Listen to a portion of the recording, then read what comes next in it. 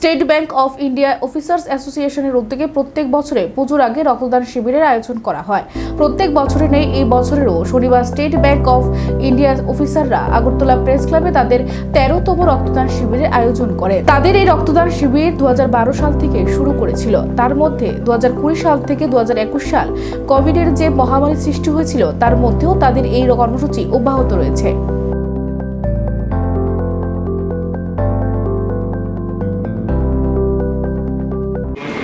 আচ্ছা, আমাদের এবার 13তম রক্তদান শিবির আমরা state bank of India officer অ্যাসোসিয়েশনের পক্ষ থেকে আমরা প্রত্যেক বছর এই পুজোর যে আগে বা মুহূর্তে আমরা এই রক্তদান শিবিরটা করে থাকি।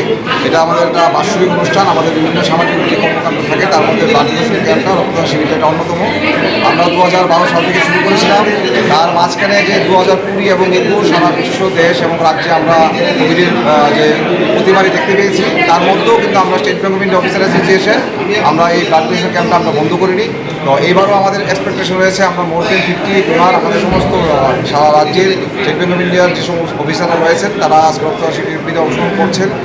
অলরেডি আমরা প্রায় 26-27 ক্রস হয়ে গেছে, মাত্র এখন 10:30 11:15 বাজে। আমরা আশা করছি 12টা 12:30টার মধ্যে 50 বোতল ব্লাড আমরা ডোনেট করতে পারবো। এবং আমরা বিশেষ করে জানি পুজোর আগে মুহূর্তেতে সারা রাজ্যে এবং আমাদের শহরে বিভিন্ন ক্লাবগুলির পক্ষে ব্লাড ডোনেশন ক্যাম্প করা সম্ভব হয় না পুজোর ব্যস্ততার জন্য। সেই কারণটা মাথায় রেখে এবং দেখা যাচ্ছে এই সময়টার মধ্যেই বিভিন্ন রোগের একটা প্রকোপ থাকে এবং ব্লাড ব্যাঙ্কগুলিতে রক্ত সংকট থাকে। তো সেই কারণে সেটাকে কাভার আপ করার জন্য আমরা রাজ্যবাসীর পাশে থাকার লক্ষ্য নিয়ে আমরা স্টেট ব্যাংক অফিসার অ্যাসোসিয়েশন প্রত্যেক বছর এই সময়ে ঠিক পুজোর আগে গত বছর আমরা অক্টোবর 8 তারিখ করেছিলাম। এবারও পুজোর এই ক্লাব মুহূর্তে আজকে আমরা স্থানীয় রক্তদান শিবির করছি। Thank you.